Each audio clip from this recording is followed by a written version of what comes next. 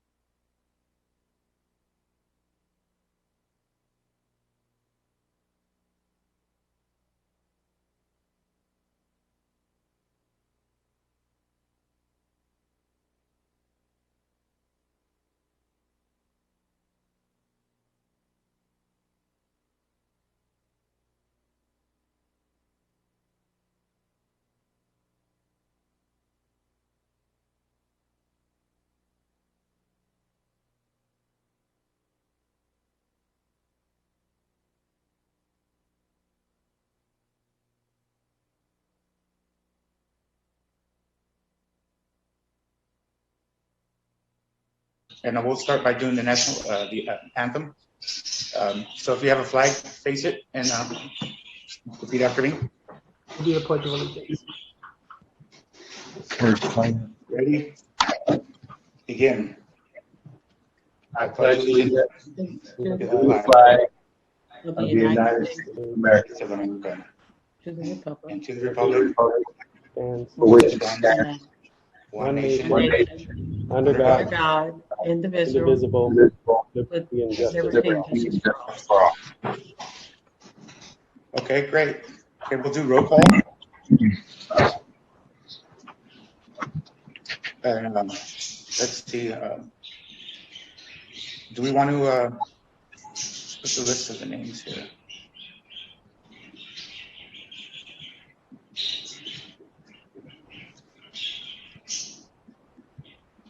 Okay, Brenda Bell. Roxanne Guerrero. Here. Danielle A. Jones. Present. Jennifer, I don't know how to pronounce that last name. It's Sakara, Okay. present. Okay. Charlie Jacobs.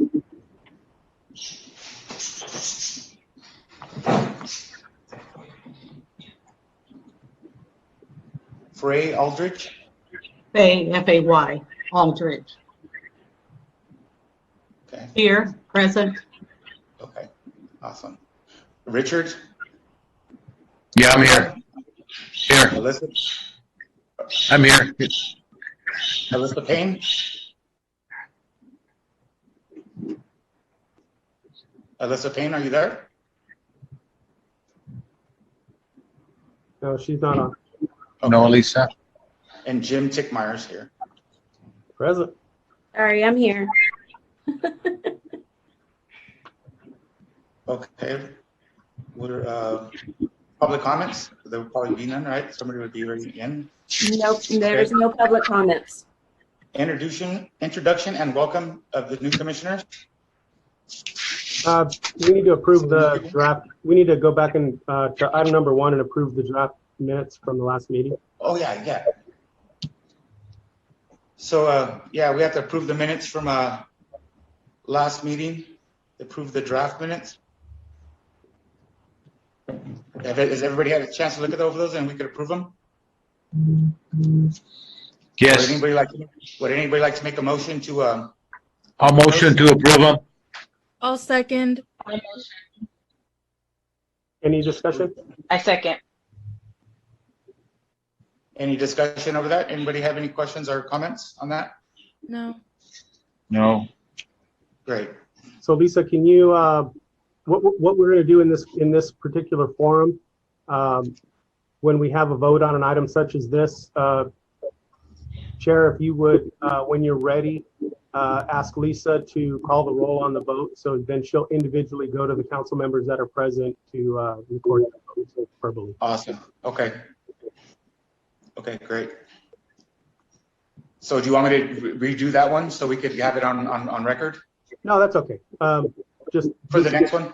Yeah, when you get there and you get to that point, that's how this process will work now. You know, as opposed to when we're in person, it's a little bit easier, but we'll follow the same action that the council takes at their meetings, and Lisa will call the roll out to the commissioners, and they'll voice their either yay, nay, or abstain, whatever their vote is at that time, and she'll record it. So it'll be recorded through the minute track recording, and then also we'll have it on the record. Okay. Okay, introduction and welcome of the new commissioners. We need to call the roll on that vote. So Lisa, go ahead and poll the commissioners, please. Okay. Commissioner Barrera, Aye. Commissioner Flores, Aye. Commissioner Bell, sorry, she's absent. Commissioner Jones, Aye. Commissioner Zakara, Yes. Commissioner Aldridge, Aye. and Commissioner Avila. Aye. Okay. I want to go on record just to say thank you to Commissioner Sakara for putting the phonetic pronunciation of her last name on the screen. That's very helpful. Thank you. Okay, we got that taken care of. Now we'll do the introduction and welcome of the new commissioners. Lisa, would you like to introduce them? Because I don't want to murder their last names. Okay. Well, we'll just start in order. So that would be Commissioner Zakara from Ward 5. Good afternoon, everyone. Thank you so much for the warm welcome. As a youth coordinator and operations manager for a Thriving After School program here at San Bernardino, I'm just excited, to bring my skill sets, my experience, and of course, the voices of the community and be a bridge builder to the city. I'm so honored to work alongside you all. And yes, let's get to work. Welcome, Jennifer. Thank you. Welcome. Pleasure to have you. Now, Commissioner Aldridge, Ward 7. Hello. I want to thank you just for making me feel so welcome. And I'm looking forward to working with each and every one of you, of course, within my area. I'm a retired social worker from the county, and I'm hoping to use those skills. And also my gardening, I'm a former master gardener. So I'm hoping to bring a philosophy to the Parks and Recs that is going to be healthy and thriving. So thank you. I'm looking forward to this assignment. Welcome. Welcome to all aboard, the new Commissioner commissioners. Aldridge, and Vanessa. Make sure that you write that name down and get that name over to Chris McLean, and we can definitely use Commissioner Aldridge's expertise at the community garden. Already noted. Nice. Okay. We'll do the Parks Landscape and Maintenance Contract discussion. Continue that back up. Jim, would you like to take that over? Okay, yeah, and let me, I kind of want to just outline and explain to the commission what these items, how these items came about on the agenda. The commissioners that were seated on this commission prior to our last meeting would understand that these were agenda items that were agendized prior to the shutdown due to the pandemic. This was a posted agenda, and really we're somewhat treading uncharted waters in, firing a commission back up after this period of inactivity. But being that they were on the agenda, I didn't feel that it would be prudent or transparent for me to just eliminate these items from the agenda and not address them and thus have them kind of disappearing back into oblivion. So the items that are on the agenda, item number 3 and item number 4, are items that we were in the process of addressing when COVID hit us and shut us all down and locked us all in our homes. But in the 12 months that has passed, things have changed. Obviously the contract, the landscape maintenance contract at the time that this commission was wanting to review the scope of work and see what was in there, what wasn't in there.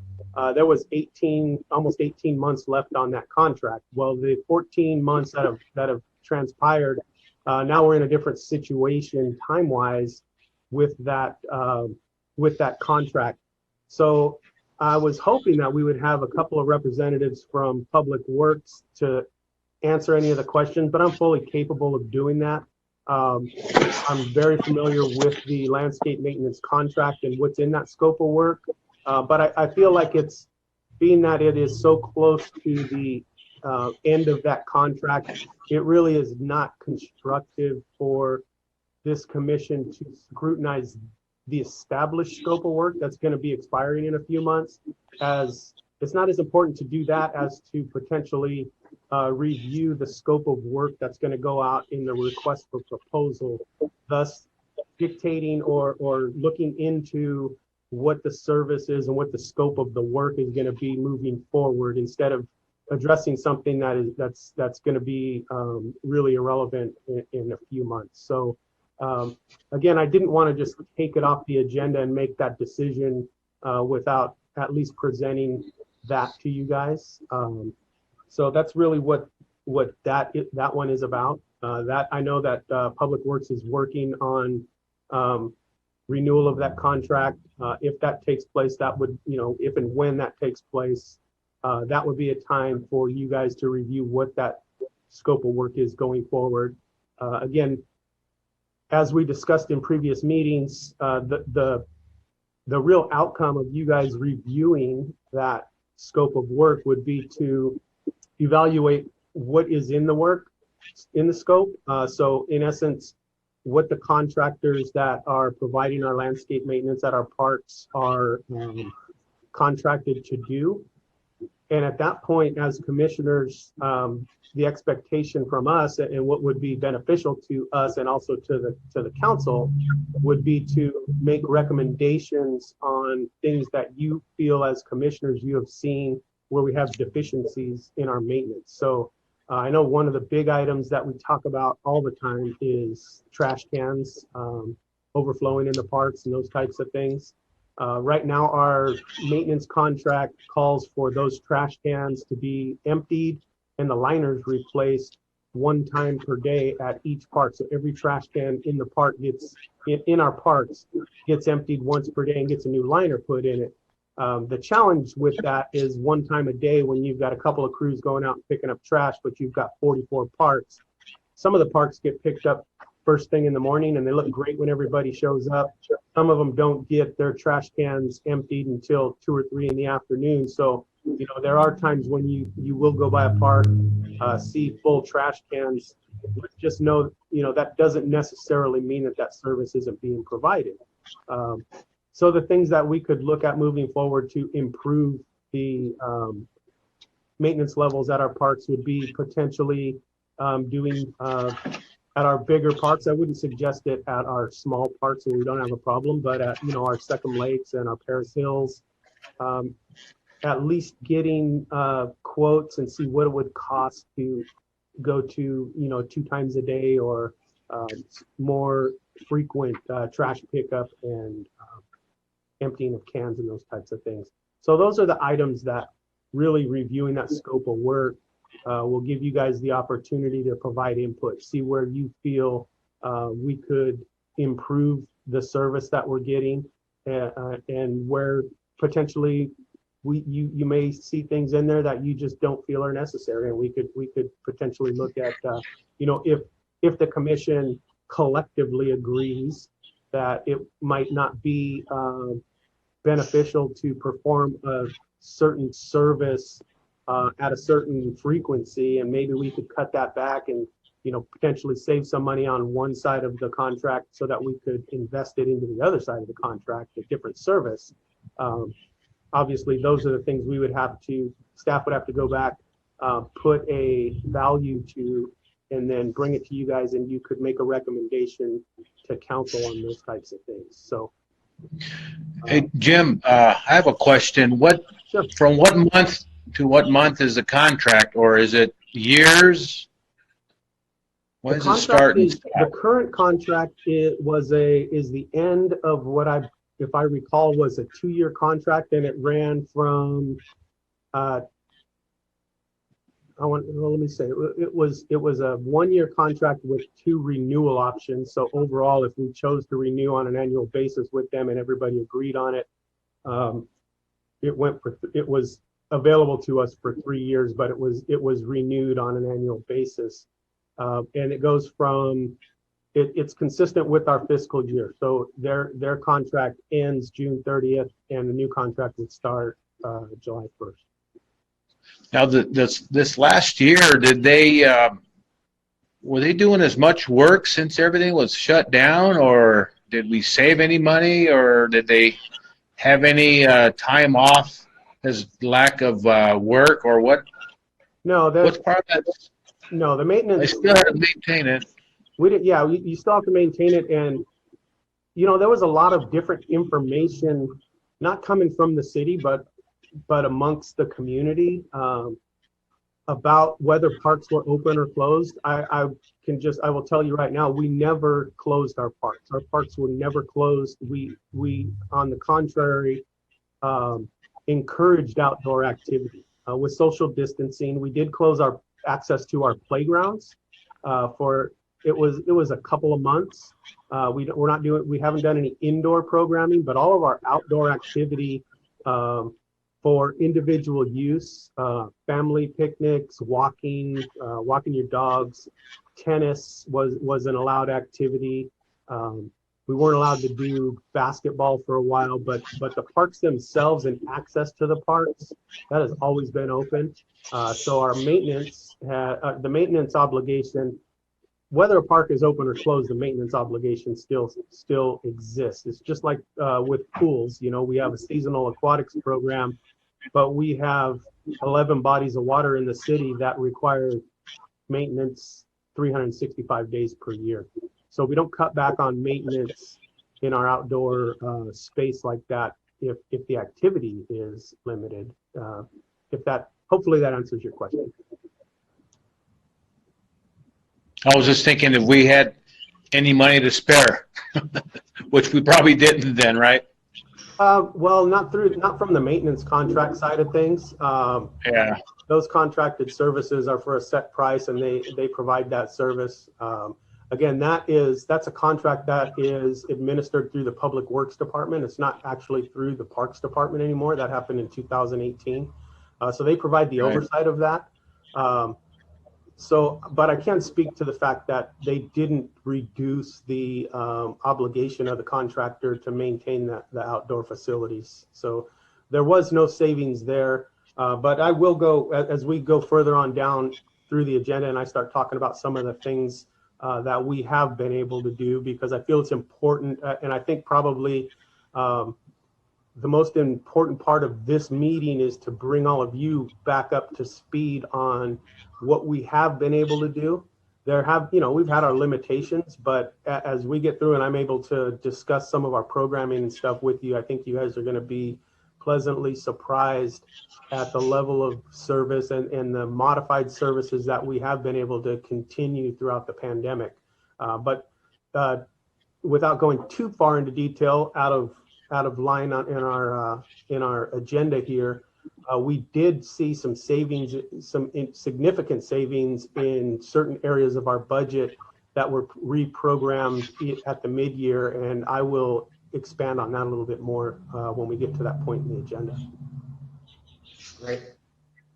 And it Okay. looks like we have a commissioner that joined us. Welcome, Commissioner. You're muted. Who's here? Charlie, you're muted. There you go. Okay, hi, how's everybody? Everybody's doing good. For the new commissioners, if you don't know Commissioner Jacobs, this is Commissioner Charlie Jacobs. She's our 6th Ward Parks Commissioner. And Charlie, do you know Jennifer and Faye? Commissioner Aldridge and Commissioner Sakara? Hi, Charlie. I know Faye, uh-huh. Hello, Ms. Jacobs, Commissioner Jacobs. Hi, how are you? You all.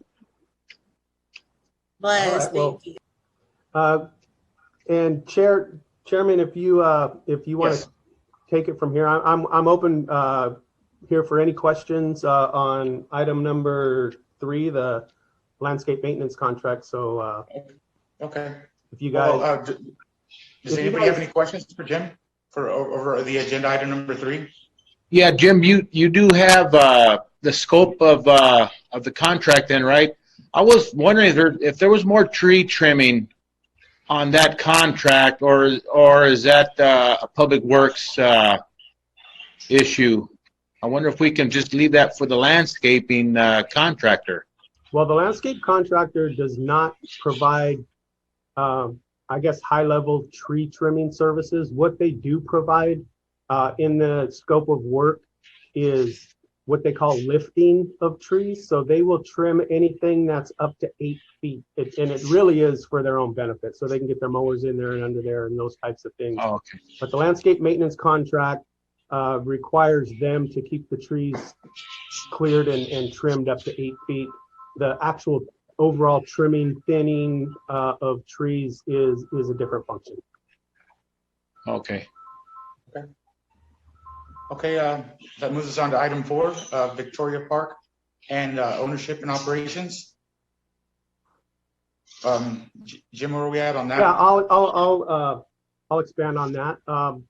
There was some question at our previous meeting regarding maintenance and operation of Victoria Park.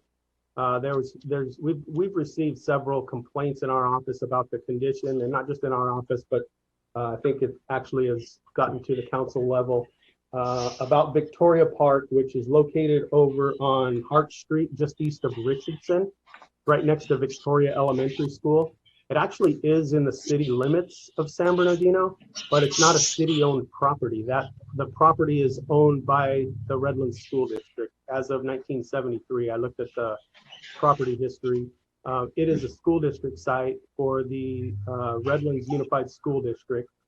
So what we have been inclined to do when people are, and you could, the commissioner for the ward, if they start getting some, input negatively from the constituents in that area, I would refer them, and we have been referring them to the Redlands School District because they are the owners and operators of that property. Okay. That wraps that up. Director oral report. All right, now we're going to get to the good stuff. Yeah. So I thought this was a good opportunity. This is the opportunity for me to catch you guys up on what we have been able to do in the past year and what our plan looks like moving forward. COVID-19 and the pandemic has, it literally stopped just about everything that our recreation department does as far as indoor recreation and programming goes. So the move and the motion of the industry itself, not just the city of San Bernardino and our department, but recreation as a whole has really focused on moving programming and activity outdoors. It's a healthy atmosphere. People are more, it's easier for them to social distance. So we've been doing outdoor programming. We've been able to, we're in the process of finalizing an outdoor recreation plan for the city. What that is our plan moving forward and how we are going to convert some of our outdoor space to make it more user-friendly and more accessible to our public. So we're working on that plan. Our recreation community centers, our senior centers are preparing to spread their programming out so we can socially distance inside the building, but also simultaneously have outdoor programming going on.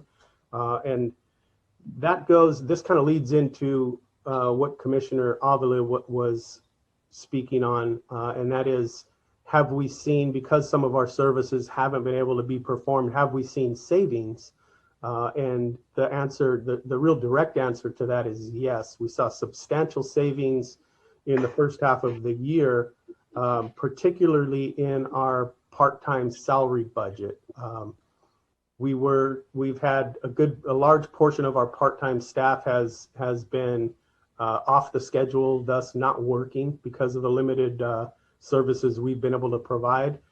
But the upside of that is that we did see substantial savings, and we're able to, at mid-year, reappropriate some of those savings.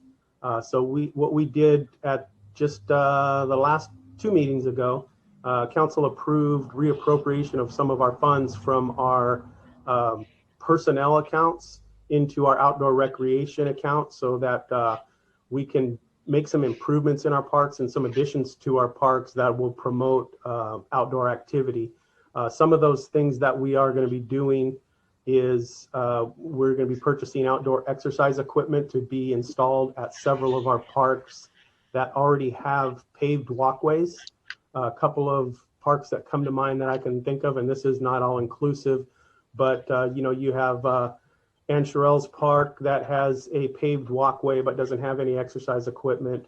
Littlefield Schultes Park is a highly active park that has a lot of pedestrian activity there. Those are the types of sites that we're targeting for installation of outdoor equipment to just provide a more rounded experience as far as outdoor fitness and exercise goes for our, not just our adults, but our families. So that's one of the reappropriations that we've made and council has approved.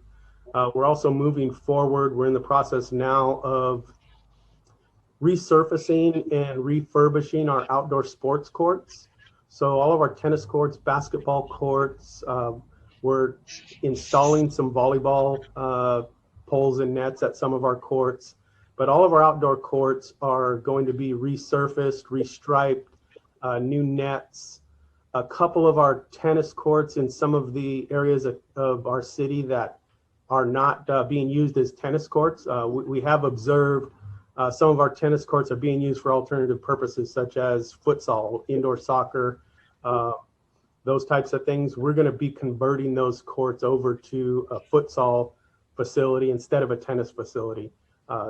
The users of the park have made it really clear to us that they're not interested in tennis. They're more interested in futsal. So we felt it's our responsibility to give them what they're telling us that they need. So that's about $122,000 project. It's going to happen at several different parks all across the city. And it's really going to change the way that things look out there. So that's pretty much what we're doing on the outdoor recreation side. We do have some other options that we're looking into, and when we get a little further down the road on those, you guys will be involved in that process. But that's our outdoor recreation plan, and then I'll move on to the Kaboom Playground build. That was at Hudson Park, and it was a long process that started over a year ago.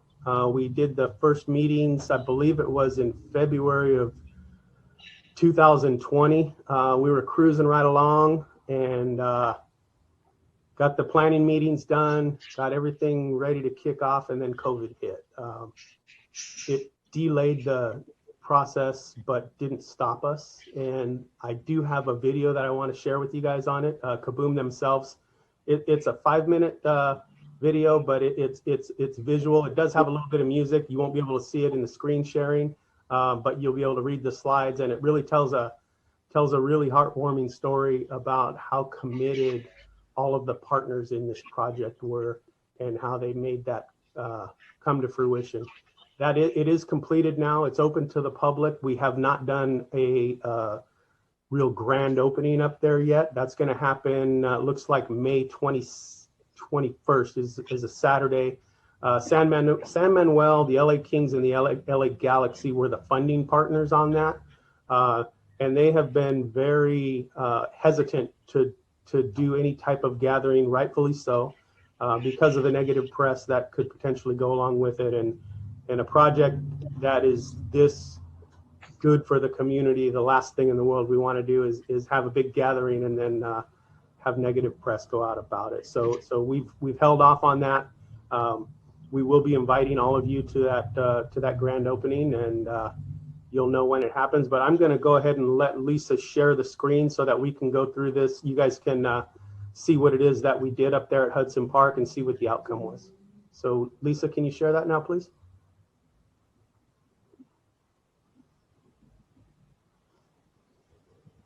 That's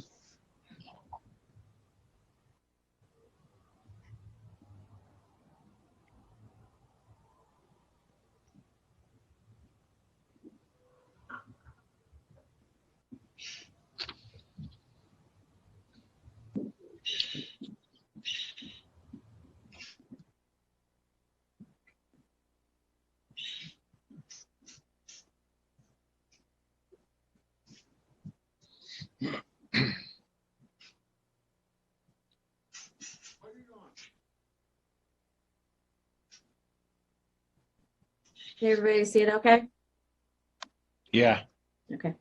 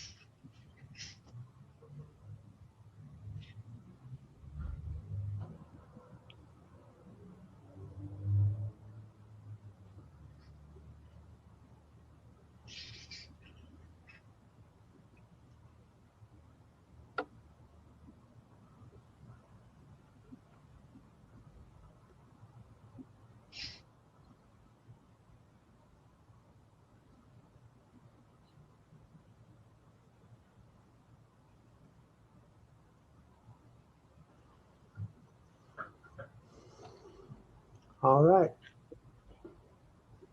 Good. So that was our Kaboom playground build.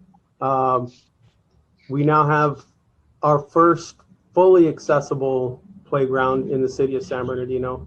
If the slide didn't go too fast, I hope you guys saw you can get a wheelchair up onto the decks. There's a special kind of sway boat that you could actually get a wheelchair into, and so get some of our disabled kids up there and give them an opportunity to play with their friends instead of playing in the same place as their friends, and really get interactive. So that's a movement that across the country, all agencies are really trying to create that equal opportunity and that equity.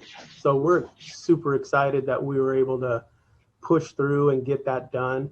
The only negative feedback we got from the community on that was that the old structure had large slides on it, tall slides, and the new structure, being that it is fully accessible, only has a maximum deck height of 6 feet. So the tall slides were taken out, but through collaboration with our Public Works Department, we already had in our CIP funded a playground replacement for Hudson Park.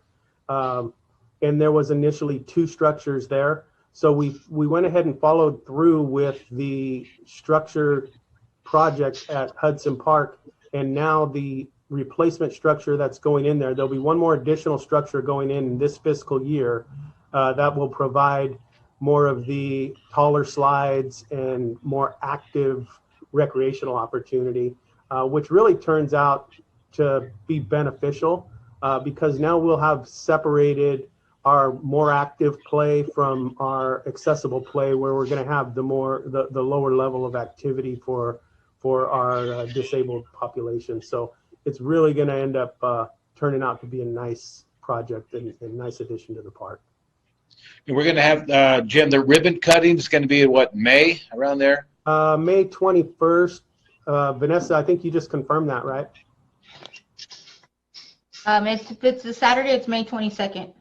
May May 22nd. 22nd. Saturday, May 22nd is scheduled for the ribbon cutting and official grand opening.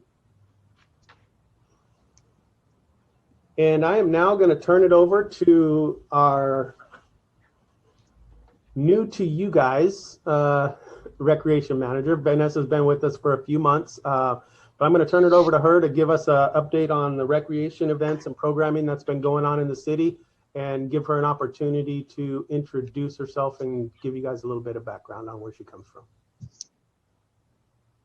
All right. Good afternoon, everybody. My name is Vanessa Carvajal. I am the new recreation manager for the department. And yes, I've been for a few months. I started in January. A little bit of background. I have over 20 years of recreation professional service, and it encompasses a variety of recreation, from special events, teen programming, youth programming, sports, excursions, programming, planning, a little bit of that. And being in these last few months of coming in with the city of San Bernardino has been great. Learning a lot. It's a massive city, and it's a beautiful city, and a slew of potential that we have, and the many amenities that our parks have and our facilities have. So with that, with moving forward and the opportunity, kind of push back pandemic and get ahead of it and move forward. So with that, we're coming in, and we are, like Jim said, we are working on outdoor programming at our facilities. So we're taking, what we did indoors and taking it outdoors. So all of our facilities are gearing that up, and we should be getting the marketing out hopefully by next week to kick off in April. So as the students, quote unquote, return back from spring break, Everything will be kind of on an after-school based program because we do know that they'll still be Zooming from home. So while they're inside, give them an opportunity to, to come outside and, do crafts, to do fine arts. They'll do, some type of physical activity, whether it be a basketball or football. So we're working out, all those details right now. In addition, we have a variety of clinics going on for our youth. So we currently have fitness camp in the moment. And then in April, we're going to do another series of fitness camp. And in between that, we're going to do flag football.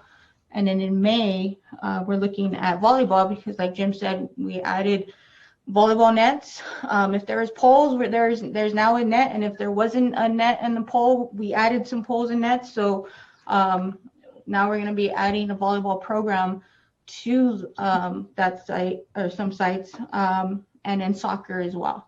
And then we know some parents are going to be apprehensive and want to take their time to rebuild that trust, with us, and with themselves and with, of course, their kids.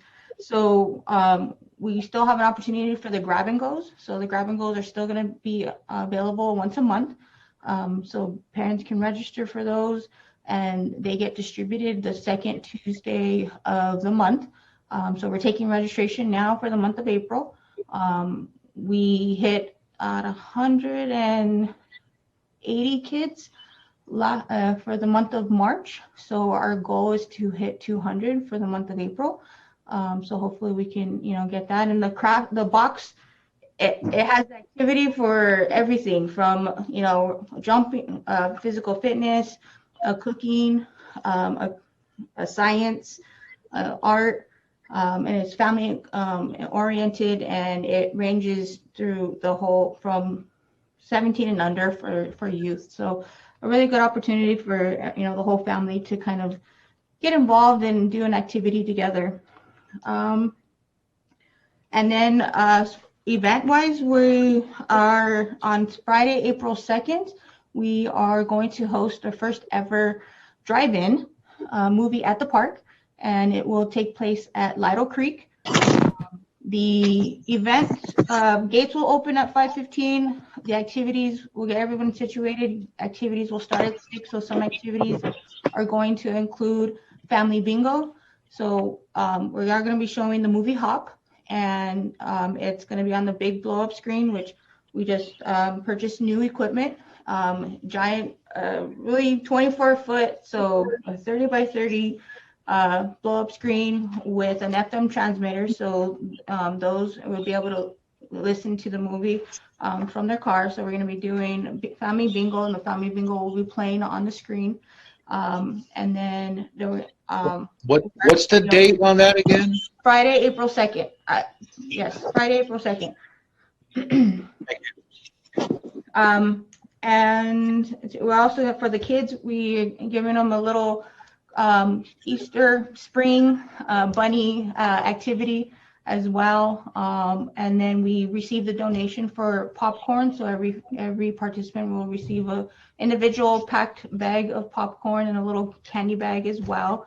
And then we're gonna have also a chalk art fest. So everything's gonna be social distance. We're gonna be following guidelines. Face masks are required.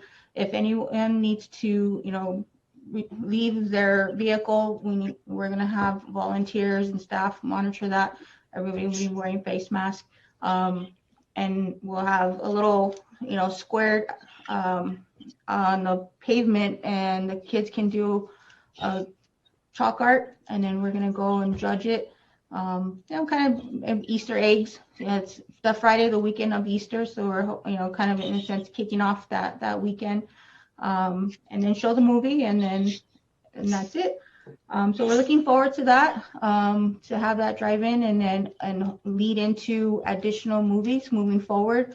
We're planning another one in May, and then hopefully in June we'll be able to do an outdoor movie at the park and actually be outside on the grass area. So we're looking forward to being able to put that together as well.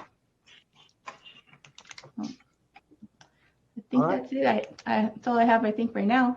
All right, thank you, Vanessa. our senior, I'll be giving the senior services update for tonight. And one of the things I want to really highlight is how effective our senior nutrition program has been since the onset of the pandemic. We serve roughly and have continued to serve approximately 4,000 meals per month through our senior nutrition program. This program is not just a pass-through program, so to speak, where somebody delivers a packaged meal and our people take it from them and hand it to our seniors. These meals are fully prepared by our staff. We have dietitians that make up the menus, so we make sure that they're well-rounded nutritional meals for our seniors. We distribute them at 6 different sites. So those meals are prepared and packaged at the 5th Street Senior Center. Then we have staff that delivers them to 5 different sites in the city. They're distributed at those sites. And for a lot of our seniors, it's really the only good nourishing meal that they get in an entire day, you know, especially some of our lower income and seniors in our more challenged areas. So when the pandemic hit, the first instinct is shut it down and we can't do anything because we can't have face-to-face interaction. But our senior nutrition program just completely debunked that idea, and within about a 24-hour period, converted over from a dine-in service to a grab-and-go service. Went out and got all the packaging that they needed, made all the changes. And again, this is a staff of about 8 people.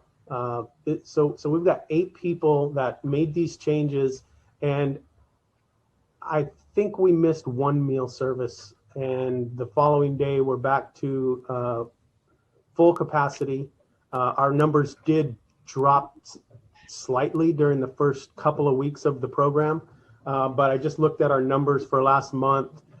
In the month of February, which again is only, we all know February is a short month, we served 3,881 meals to the seniors in our community through that program. So it's consistent. That program gets almost 50,000 meals a year out to our seniors. So that being said, I want to go on record publicly thanking our senior nutrition staff, not just the staff in the center that's got their hands in the meatloaf, but we've got some staff here in the administrative office that just, their wheels were spinning night and day trying to make sure that we were providing the service. They really care about our seniors, and it's evident in the result. So hats off to our senior nutrition crew. They're holding up the fort and making sure that our seniors get those meals, and it's been of vital importance. But switching over to the grab and go program really removed a part of the program that was beneficial and really important to our seniors, and that's the ability to socialize. Without indoor programming, with them having to do a grab and go, they went from daily interaction with their friends and neighbors to really being isolated. And there has been an effect on our senior population as far as that goes. But how we're reacting to that is through the CDBG program, some additional funding was allocated to the cities in our area in a couple of different installments. One of them is what we call CDBG CV3, and the substantial amendment to the work plan was approved by council last night. In that work plan and in that amendment is budgeted dollars to install an outdoor cover over the patio area at the 5th Street Senior Center, so that moving forward we'll have an outdoor dining area. We have a limited space in our dining area now that we pretty much pack on a regular basis during regular times, and we don't see us being able to do that anytime soon, if ever in the future. We're gonna come out of the pandemic with a whole different set of rules, I believe. And so what we're doing is we are providing outdoor space so that we can spread those seniors out, and they have the ability to eat indoors, eat outdoors. So we can serve the same number of people, but they'll still have that ability to socialize with their friends and their neighbors.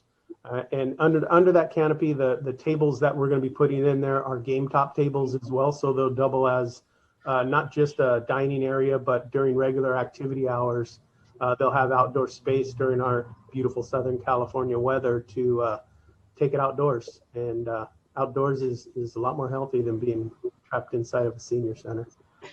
Nice. So that's a senior nutrition program.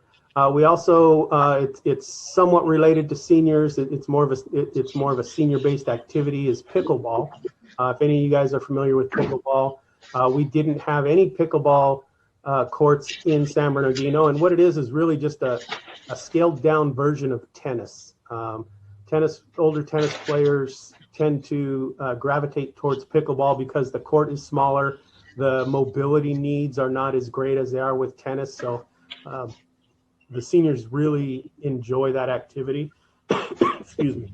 So we converted 2 of our tennis courts over at Paris Hill Senior Center, where we had 7 courts. We converted 2 of them over and were able to install 8 pickleball courts. And instantly found that it wasn't just the seniors that play pickleball.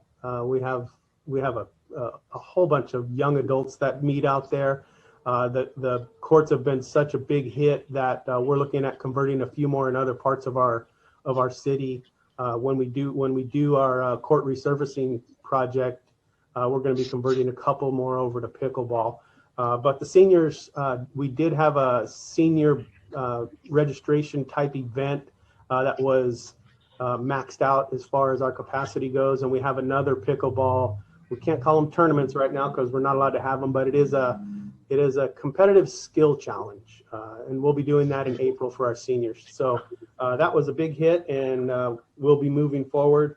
And then the last couple of things with our senior programming, we have a senior companion program and a retired senior volunteer program, which are both, one is seniors helping seniors. So the senior companion program, we have 55 and over volunteers that get paid a stipend that go out and help other seniors that are a little bit more challenged with their mobility and stuff like that.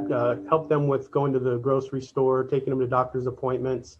Through the pandemic, we were able to keep those programs going full force, so we didn't see any reduction in that service, and that's a grant-funded program. So, we were able to not only keep the neediest of our seniors connected with their companions, but we're also able to sustain that little bit of supplemental income that some of our volunteers use through the RSVP and SCP program as, maintain that through the pandemic, which I think was important.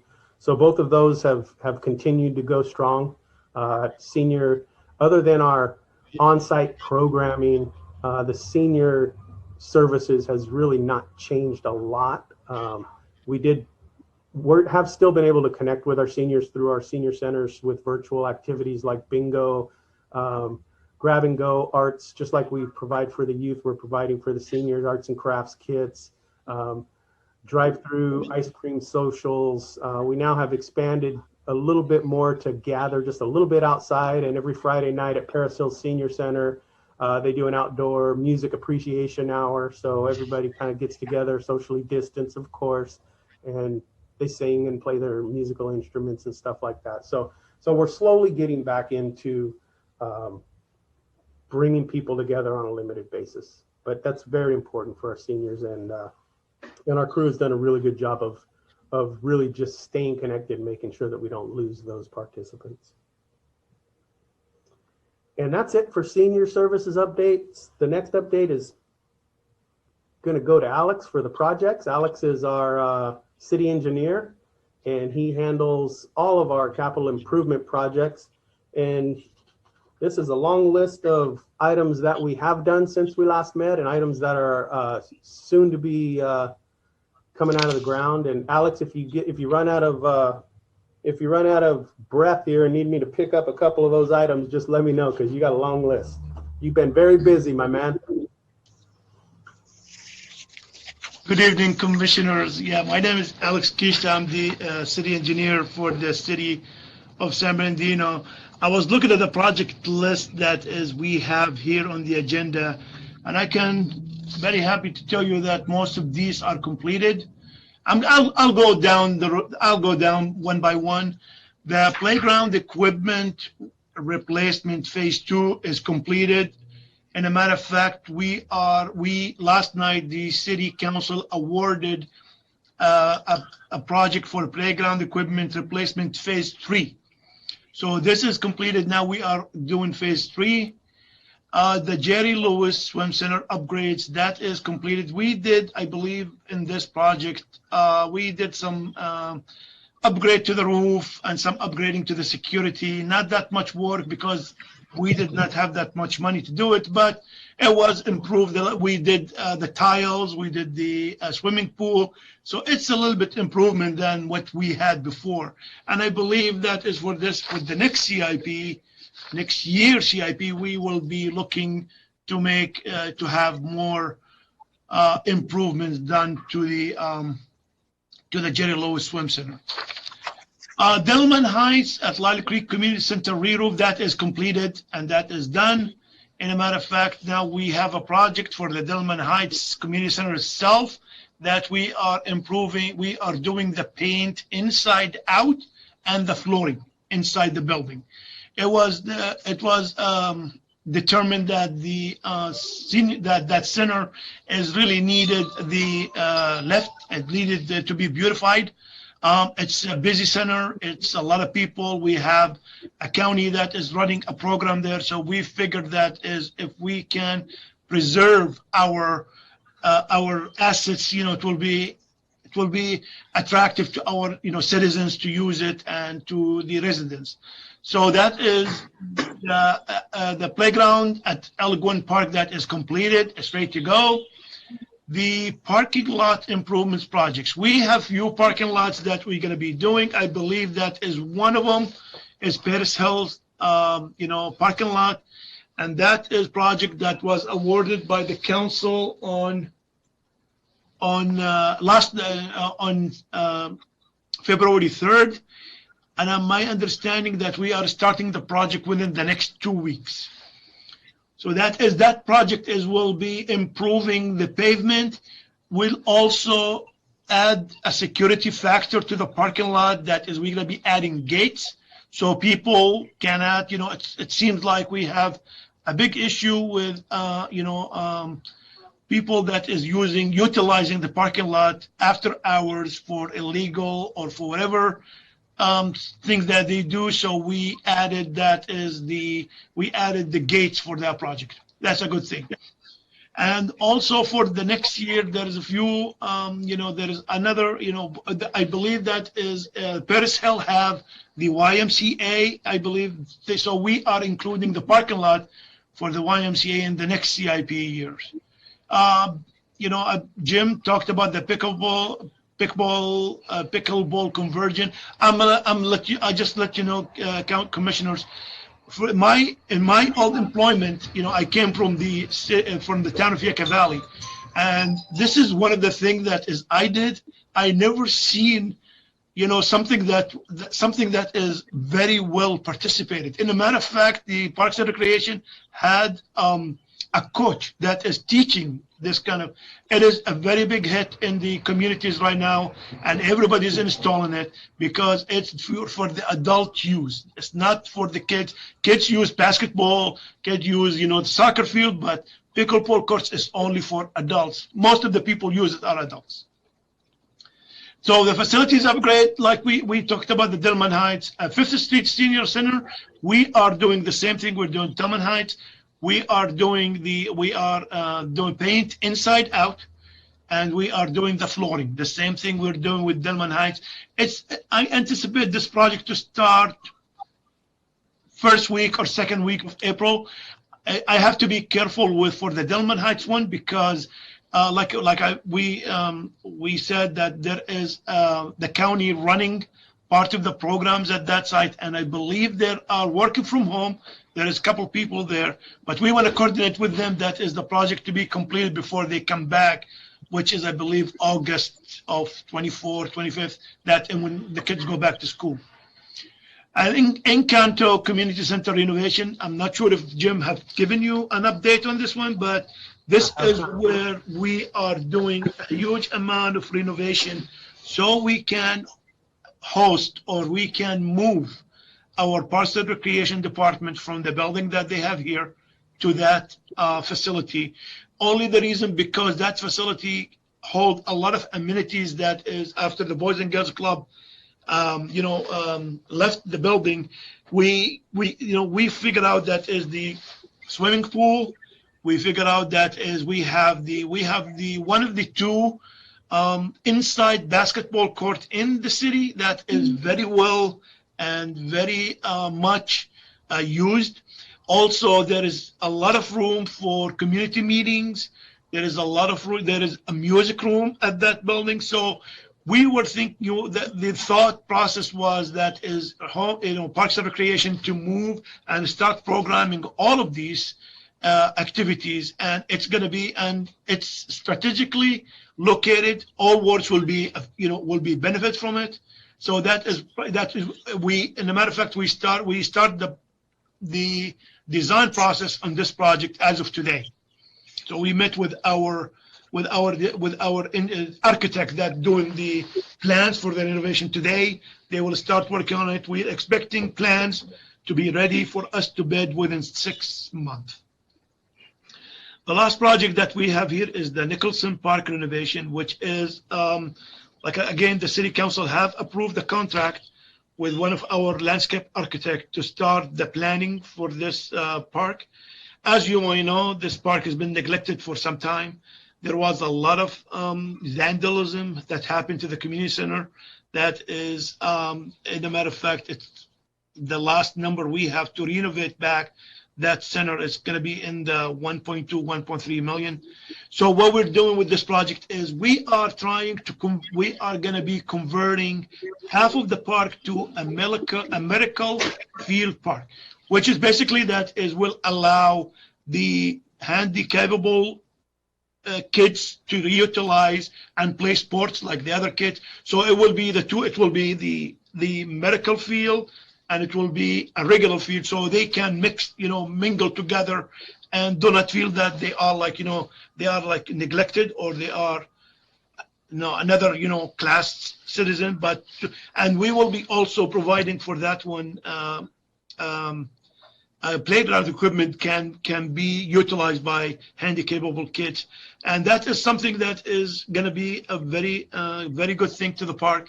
It will have that park used almost through the year, and when you bring people and you bring activities, vandalism go down, homeless do not even show up because there is people. So that is one of the projects that is we are very very very happy to report that will be a big thing for the city of San Bernardino. That is my report for now. If there is any questions, I'll be more than happy to answer. Yeah, Alex, Rick Avila. Rick, on the the Nicholson Park. Are we getting any help from Rialto? Any chance? I played at that field, and there's a lot of Rialto residents. It's right there on the borderline. Or are we just paying? Okay. Are we paying all that? So, go ahead. So, Rick, I have been in contact with the director of parks. He's actually an acting director, but he's a former City of San Bernardino employee. I know him very well, and the discussions that we have had, and he's been discussing with his city manager is the potential to collectively or collaboratively program that site and maintain that site. So it's not anything that we have nailed down. We're going to move forward with the project regardless of whether Rialto decides to join up with us for the maintenance and programming. It would help ease the impact of the maintenance obligation. but we're going to move forward with it either way. And you're right, it does. I did a pretty detailed service map or map of the service area that I sent over to the city of Rialto when I started to have this discussion with them. And it's interesting that, you know, when you look at Nicholson Park and you look at the overlay of our city with our ward boundaries in there and Rialto, it really, Nicholson Park and Community Center, the population that it served, about a third of it is 6th Ward. It geographically sits in the 6th Ward, but a third of the service area is populated within the 6th Ward. Another third of the population is within the 3rd Ward of the city of San Bernardino, but then the other third is in the city of Rialto. So, you know, we've had that active decision or discussion with them. I can't really give any indication as to which way it's going to go, but, you know, one way or another, we'll give it a shot. And if it doesn't come through, then we'll eat the whole apple ourselves. Plane there, it was called San Rai. So, Right. I thought maybe they'll be involved now. All right, thanks, Jim. Yep. Thanks, Alex. You're welcome, sir. A question for Alex, and this is Jennifer here. Hi. Hello. So, is there a timeline for the completion of the playground installation at Elgin? The Alguin playground is completed. It's been installed. Oh, okay. So got it. Yeah, it's done. Thank you. You're welcome.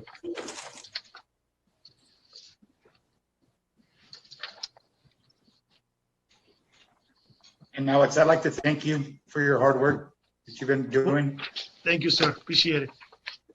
Thank you. Okay, any more questions? That's about it. Okay, we'll move on to commissioners' oral report. Does anybody have anything to report? We could start with First Ward. Roxanne, do you have anything to report? Hi. Well, I would like to start my oral report with a question, I guess. I just want to ask or kind of, educate me on how Commissioner Flores was placed as the chairperson to our commission. Do we vote on it or what happened? Whoever. Yeah, it was voted on.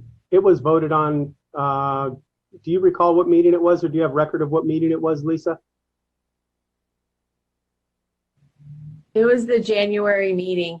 So he never actually was able to perform because of the fact that the February meeting, we didn't have a quorum, but it was January of 2020. Yeah. And correct me if I'm wrong, Lisa, but I believe Commissioner Barrera is the vice chair.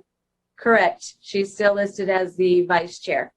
And so that was something that you wanted to determine, like when we wanted to do that vote again, if we were going to do it this year or wait until next year. Okay. Yeah, I was just wondering because I was like, I was at the January meeting, but I don't remember that. Maybe, I don't know, COVID probably knocked out the memory from my head. I don't know. But my next, It's been a long time. All of us. but 'cause I feel like we're just in a time warp, time's just moving and we're just still stuck. But anyways, for, I guess, my oral report, I would just like to thank all of you for continuing to do the work, even when we can't be there face to face. I know it's been tough on all of us. And thank you, Alex, for continuing your work, even though, you really can't do anything. But my hat's off to all of you. Thank you so much. And that'll conclude my report. Thank you, Commissioner. Brenda Bell, are you there? Danielle A. Jones, do you have anything? Any oral report? I wanted to say thank you. I'm in the 4th Ward, and I did notice that the parks had gotten, some of the parks had gotten their new playgrounds completed. And I don't know if Wildwood is in the 4th Ward, but I noticed that Wildwood, the benches had been taken out under the canopy. So I wanted to know, will the benches be returning as well as the water, the new water things that we had put in a few years ago? When you, I'm not real sure about, you mean the new water things, those have, you talking about the splash pad? Yeah. Yeah, those are still in place. Those were never removed or taken out. They just haven't been, they weren't programmed because of COVID. Depending on what the status is of our county tier when the summer rolls around, if we have the clearance and the ability to operate our splash pads again this year, then by all means, they'll be back active for this summer. As far as the benches, my discussion with Parks Maintenance was that the benches that were under the shelters at Wildwood were beyond repair and, let's say, beyond cleaning safely. So they were removed. I don't know what their schedule is for replacing them. I don't have an answer to that at this time, Danielle. Okay, and one more question, sorry. Then, so if the benches, we don't know about the benches and things of that nature. There was one more thing I was gonna ask, but I forgot. So never mind, that was it for me. All right, thank you. Fifth Ward, Jennifer, do you have anything?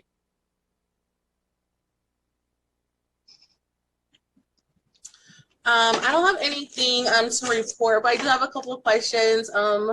Are there any schematics available for us visual learners in regards to like the outdoor exercise areas and the new indoor soccer field? You mean, is there any? Like plans, drawn out plans? Actually, they're not really something that you would draw plans for. It's just an apparatus installation. So what we would be able to provide is once we have to go out to bid for those types of things. We can't really just pick the one we like the best. We have to look at what is out there, of comparable equipment, send out to multiple different vendors and see what the best value is. I don't want to say the best price, we'll say the best value is. Once we determine what that actual product is going to be, then we could send some visual depiction of what it is we're actually installing. I mean, I could put together just kind of a broad overview of it, of what is typical.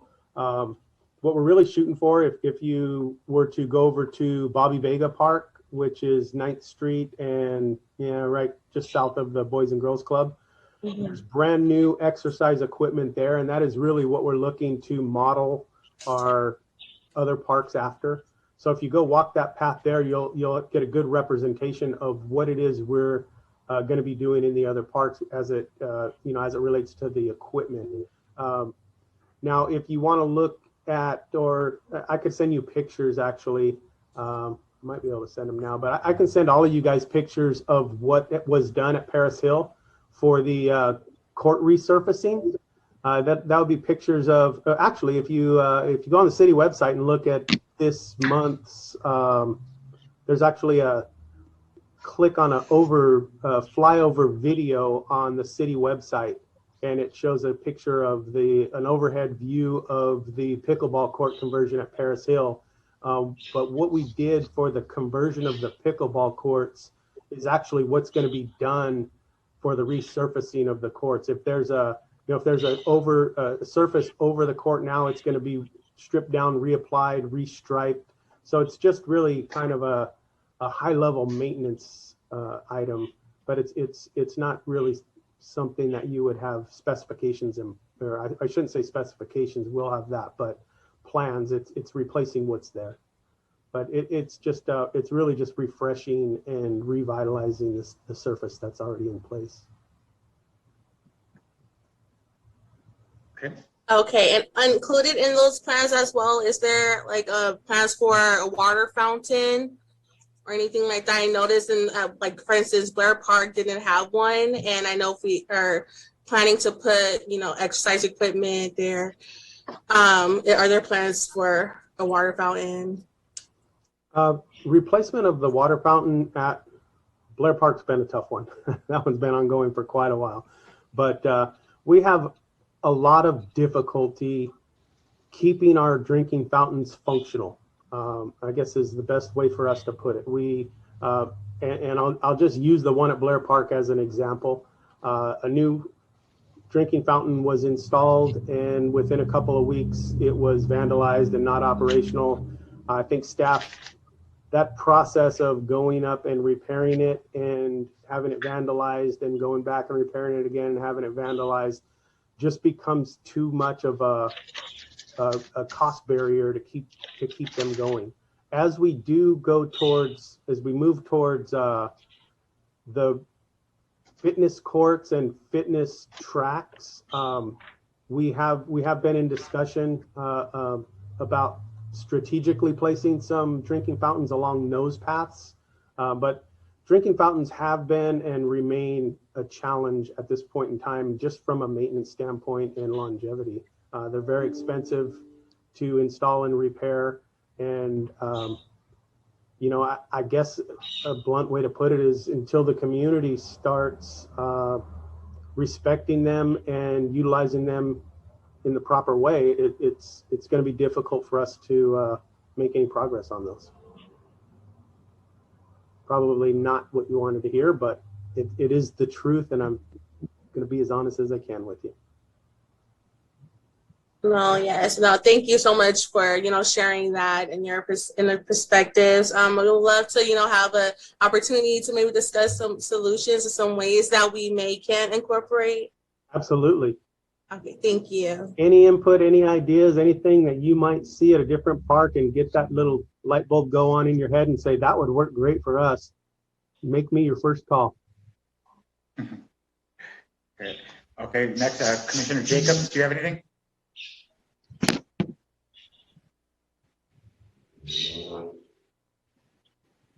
We can't hear you, Charlie. Pardon? We can't hear you.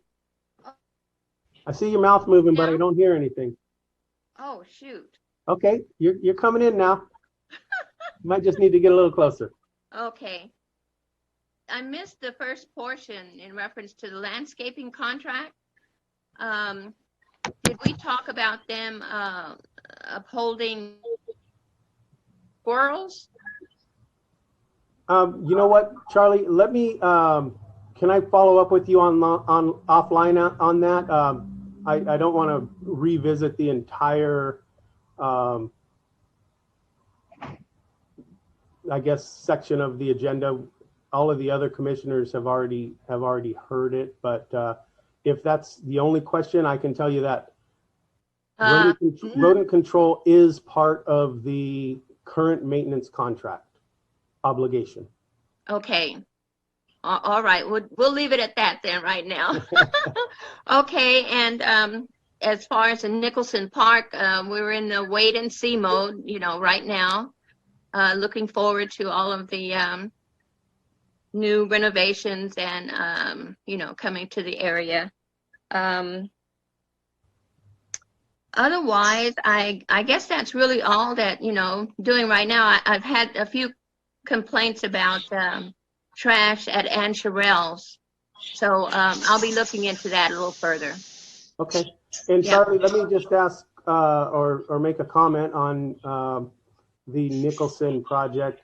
I really would appreciate if we could get your assistance and help, and let's get out of the wait and see stage and help us with the public outreach. There is going to have to be public outreach done. We're gonna need help from our commissioner in communicating with the community surrounding Nicholson Park and making sure that as we move forward with our design consultants and get into the stage of the public input and reaching out to the community and seeing what it is they want, what they vision the park coming back as, I think you can be instrumental in helping us make that connection with the community. So the wait and see period is coming to an end, and now it's time for us to reach out and do instead of just waiting and seeing. So Okay. I look forward to I know you've been anxious to get going on it, and this is the opportunity for you to jump in there with us and get your hands dirty. Right. You know, I've started a Facebook page called Friends of Nicholson Park. So that'll be a way of, you know, getting in touch with everybody too. That's all I have. Great, thank you, Charlie. Commissioner Aldridge, do you have anything? You're muted. Yeah, I didn't realize it. We are, the Seventh Ward is kind of in a unique situation. We have one park, and that's at Arden and Pacific. And as you know, the shape of Seventh Ward is kind of convoluted and going up north. When you get above Highland, we have absolutely nothing. I know that Campo Santos Historical Cemetery has been assigned to parks. However, the residents have a hard time using that as a park because of the gravestones and things of that nature and respecting the park. So we have absolutely nothing. Adjacent to that, there's a lot that comes out onto, and there's trash dumping there. And the only time it's cleaned up is when we call it in.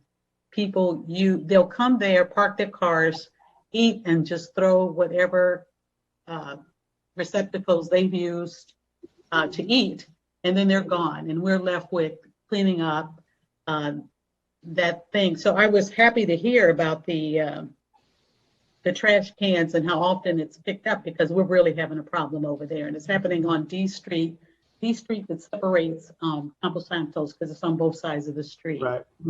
And so if we got a regular pickup, instead of waiting until we have to call it in to be cleaned up, or maybe the residents cleaning it up, it would be really helpful. So I would like to put in that suggestion. Also, there's a lot that's adjacent to the cemetery that's a vacant lot, small vacant lot. And the residents have put in their requests, and we've had a meeting with the, I think it was Public Works, because that's who maintains Campo Santos, right, or oversees it. Yes. And so we had a impromptu in-person meeting on deciding to do something with that lot, because we have no recreation, we have no nothing. And so that lot, and I believe you folks use it as a utility lot, you know, and the residents can really benefit from turning that into a botanical garden, a play area for the kids, and like a kaboom or a rest area for the residents, because there's a lot of walkers, walks their dog, they walk themselves, they walk their kids, they do it in strollers. And when the kid poops out, they have nowhere to stop with the kid and rejuvenate or nothing like that. We don't have any of that. And so that was one of the things that interests me in coming aboard with the commission, because I saw a lot of our deficits. I mean, we have a lot. And it's not like, oh, we have so-and-so park over here and then so-and-so park. No, we don't have any of that. And I think maybe the city in the past was hoping that we would use Campo Santos Historical Cemetery as our recreation, but the residents will not do it out of respect. Right. So And I we don't know can't, how we go forward. I don't know. And I'm all new to this, but those are my concerns. You were going to say. I think really the only remedy to, I mean, the Campo Santos, anything short of moving those burials No, and I is would- really not, that's not going to happen. Yeah. But when you have a cemetery like that, I mean, you can't go put, you can't dig footings to put playground equipment in. You can't put building structures No. on there. It really is just a open That's green right. space with a maintenance obligation, and a memorial park for, you know, it's a very historical memorial park at that. I think the only real remedy, Commissioner, is to look to expand the park acreage in that area. One thing that I do, you know, what we would need to do is look at the overall map and view of the city itself. I understand that you all represent wards, but we've got to look at proximity of parks without the ward barriers in there. Just because and I'm not saying that this is the case, but just because a park geographically sits in the first ward doesn't necessarily mean that it's a first ward park. Yes. We'll establish those service areas, and depending on the size of the park, the service areas are established at like a half-mile radius, those types of things.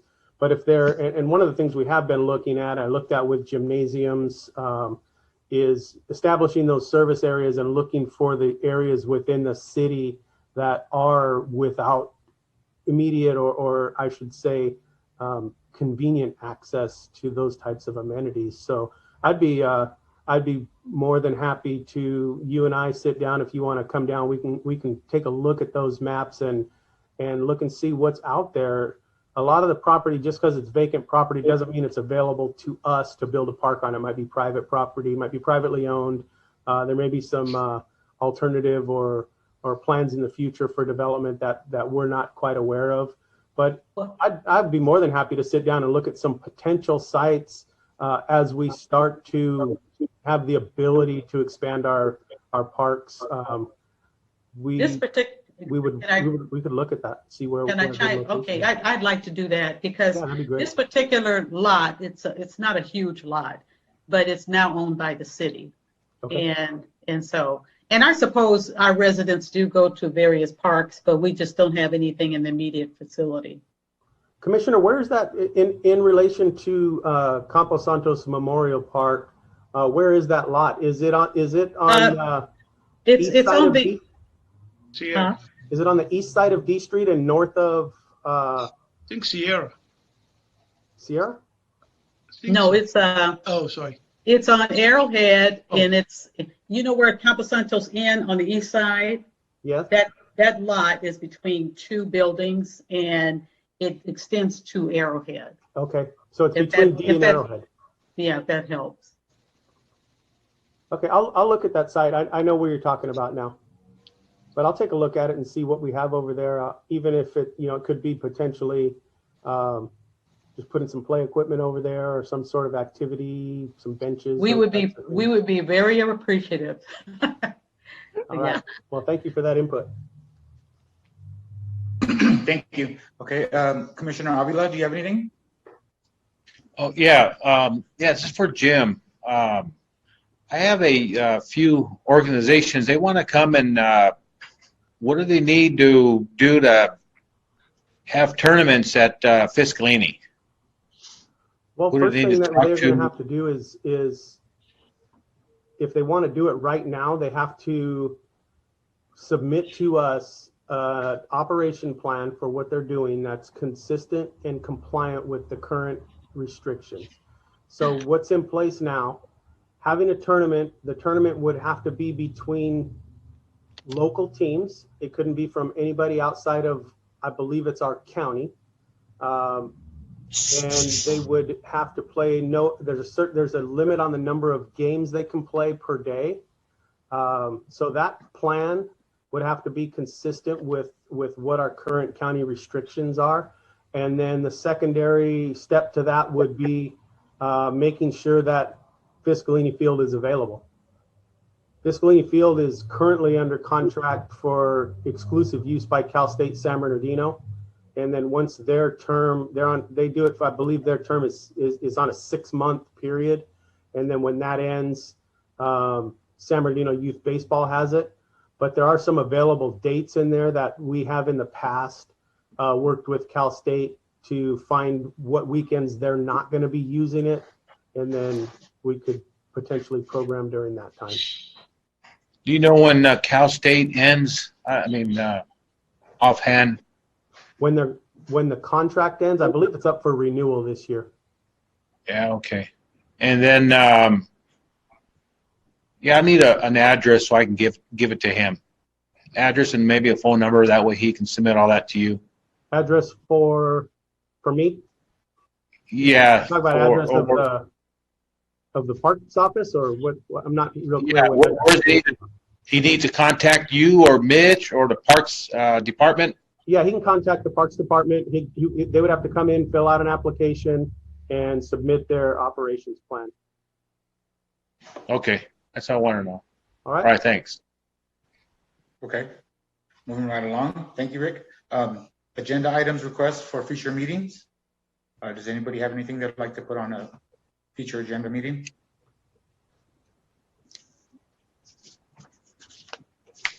I do.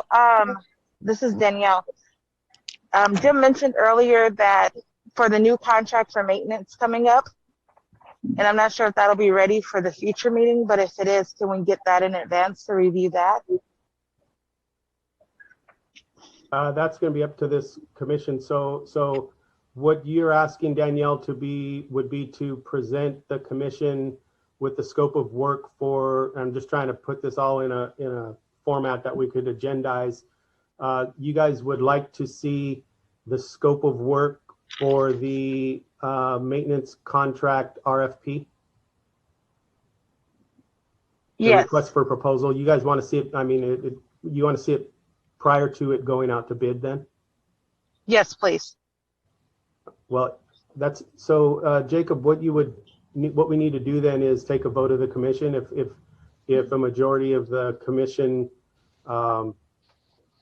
supports that as an agenda item, then it becomes an agendized item. And we would need a motion to put that on then to vote, correct? So we need a second. We have the motion by Danielle to agendize it. I'll second it. So we have a motion in a second. Any discussion? Actually, no. Does Lisa need to go through the list again so we can get individual? Yeah, if Lisa could just call the roll, that'd be great. Okay. Commissioner Barrera, Aye. Commissioner Jacobs, Aye. Commissioner Jones, Aye. Commissioner Zakara, Yes. Commissioner Aldridge, Aye. and Commissioner Flores. Yes. Okay, so what I'll do is on the, I'll get with our O&M Department of Public Works, and when that scope of work is prepared and ready to go into the RFP, it'll be on the next scheduled meeting for you guys to review. Great. All right. Sounds Thank good. you. Does anybody else have anything?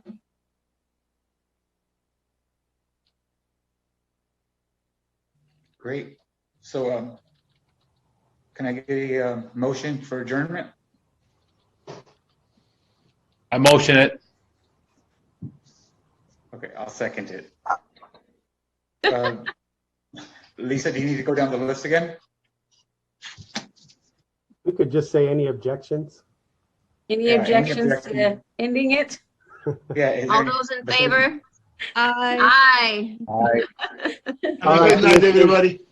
Thank you for your time this afternoon, this evening. I'm glad that we're getting back together, and I'm hoping that the next time we meet, it'll be in person. The Zoom Right. stuff is not near personal enough for me. So Yeah. hope to see you guys in person next month.